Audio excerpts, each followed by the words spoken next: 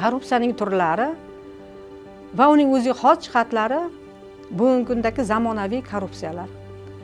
Demak, biz bu mazkur mavzuda korrupsiyaning turlariga va bugungi kundagi, ya'ni globallashuv davrida korrupsiyaning qanaqa zamonaviy shakllari paydo bo'layotganligi masalasiga to'xtalib o'tamiz. Biz bilamizki, korrupsiyaning o'ziga xos turlari mavjud bo'lib, bu turlari barcha sohalarda va barcha o'sha ta'lim muassasalarida, korxonalarda, tashkilotlarda uchraydi. Bunday korrupsiyaning turlarini biz aytib o'tishimiz mumkinki, mana demak faoliyatning turiga qarab turib, maishiy korrupsiyaga va shu bilan bir qatorda davlat boshqaruvi korrupsiyasiga, tadbirkorlik korrupsiyaviy turlariga bo'lib o'rganamiz. Va yana shunday turlari borki, korrupsiyaning iqtisodiy turi, siyosiy turi va shu bilan bir qatorda korrupsiyaning subyektiga ko'ra yuqori nimadagi korrupsiya va past qo'y korrupsiya turlariga va shu bilan bir qatorda ijtimoiy xavfligiga ko'ra biz uni jinoiy huquqiy korrupsiyani va huquqbuzarlik bilan bog'liq bo'lgan korrupsiyaviy turlarga bo'lib o'rganamiz. Ayrimlarini biz alohida e'tirof etadigan bo'lsak, Prezidentimizning 2025-yil 5-martdagi o'sha korrupsiyaga qarshi kurash milliy kengashining huzurida bo'lib o'tgan yig'ilishida prezidentimiz 75% korrupsiya bevosita maishiy korrupsiya sifatida qo'y joylarda, ya'ni mahallalarda, tumanlarda va faoliyat yuritayotgan tashkilot muassasalarida sodir etilayotganligini ta'kidlab o'tdilar. Maishiy korrupsiyaning o'zi nima? Maishiy korrupsiya bu bevosita davlat fuqarolik xizmati xodimlari va fuqarolar o'rtasida, ya'ni davlat xizmati faoliyatida fuqarolar o'rtasida yuzaga keladigan o'sha ya'ni xatti-harakatlar, huquqbuzarlik bilan bog'liq bo'lgan xatti-harakatlar yuzasidagi jarayonlar hisoblanadi.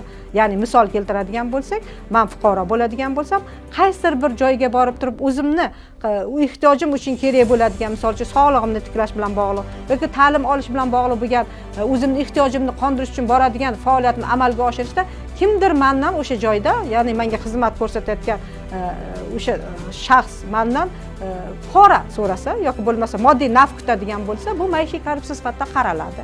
Bu maishiy korrupsiya bevosita bugungi kunda demak 75%ni maishiy korrupsiya sifatida sodir etilayotganligini biz prezidentimizning ma'ruzasida ham ko'rib o'tdik. Iqtisodiy korrupsiya bevosita bu biz buni ko'rib o'tishimiz kerakki, davlat, ya'ni iqtisodiy jihatdan davlatga jiddiy ziyon yetkaziladi. Ya'ni bu yerda ko'proq mansabdor shaxslar faoliyati rol o'ynaydi. Ya'ni bunda biz ko'rishimiz mumkinki, mansabdor shaxslarning pora olish berishda vositachilik qilishi yoki bo'lmasa tijoratchini pora olish berishda vositachilik qilish bilan bog'liq bo'lgan xatti-harakatlarni, to'g'ri, bizda hozir tijoratchini pora evaziga oldirish degan moddamiz bor Jinoyat kodeksimizda. Lekin rivojlangan davlatlarda tijoratchini pora evaziga oldirishda vositachilik qilish degan moddalar ham nazarda tutilgan. Shundan kelib chiqib turib biz iqtisodiy korrupsiyani mana shu narsa bilan bog'laymiz.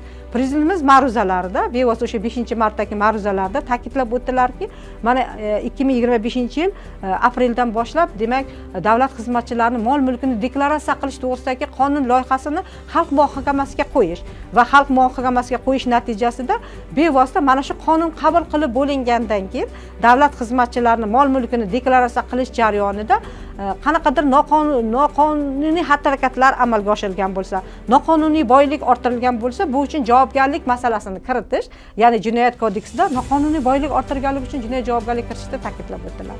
Bu ham bunday olib qaraganda o'ziga xos, ya'ni ijtimoiy xavfligiga ko'ra korrupsiyaning turiga kiradi va shu bilan bir qatorda iqtisodiy korrupsiyaga ham kiradi. Sababi bunday qilingan noqonuniy o'sha boylik orttirish bilan bog'liq bo'lgan korrupsion harakatlarni sodir qilgan shaxslar davlatga jiddiy ziyon yetkazadi. Va shuningdek ijtimoiy xavfligi bilan bu xatti-harakat jinoyat sifatida qaraladi. Yoki bo'lmasa jinoiy daromadlarni legallashtirish. Shunday bir zamonaviy ko'rinishi paydo bo'lyaptiki, jinoiy daromadlarni legallashtirishda o'sha qimmatbaho qog'ozlar bozorida nayranbozliklar ko'payib ketyapti. Buning oqibatida demak korrupsiyaning yangi zamonaviy shakllari paydo bo'la boshlayapti.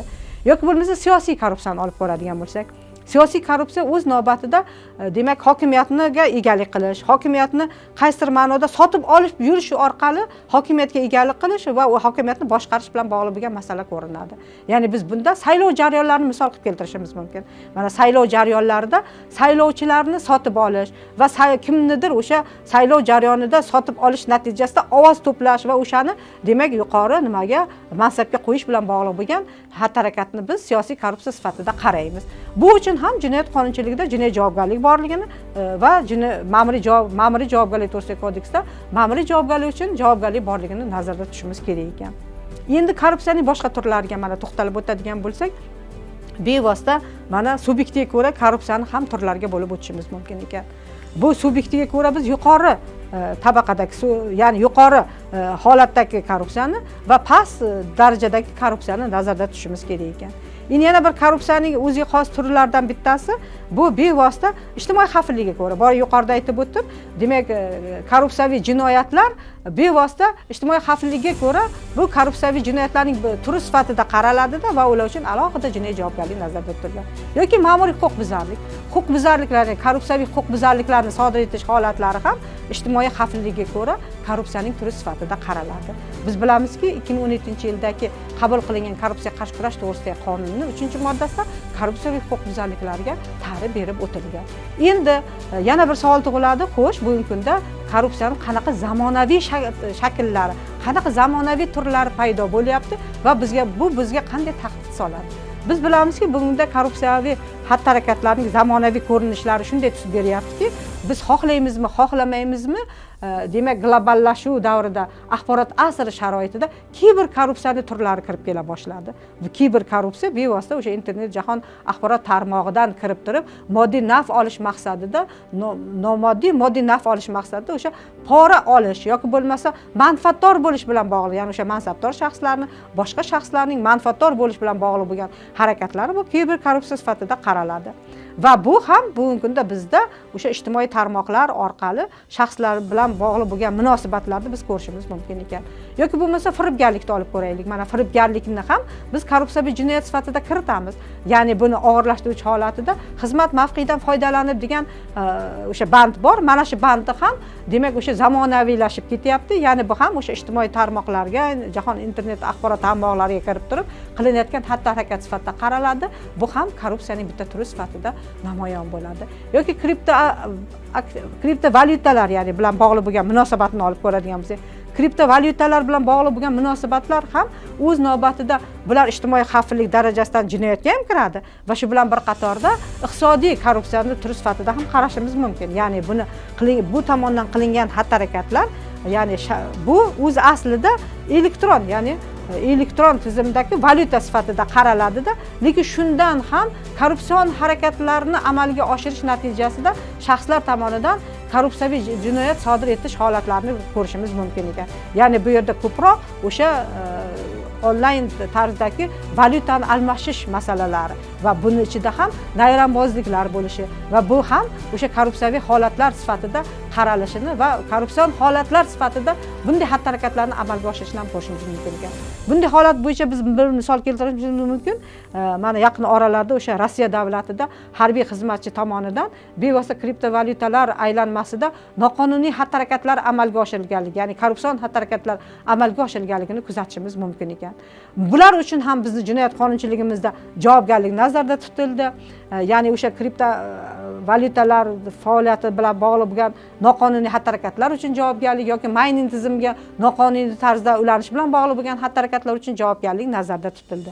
Yana bir turi sifatida biz aytib o'tishimiz mumkin. Mana bundan bir uzog'i bilan 2 yillar oldin jinoyat qonunchiligiga kiritildi. Sportchilarni pora evaziga og'dirib olish bilan bog'liq bo'lgan masala. Bu ham korrupsiyaviy jinoyatlarning zamonaviy shakllari sifatida shakllanib kela boshladi.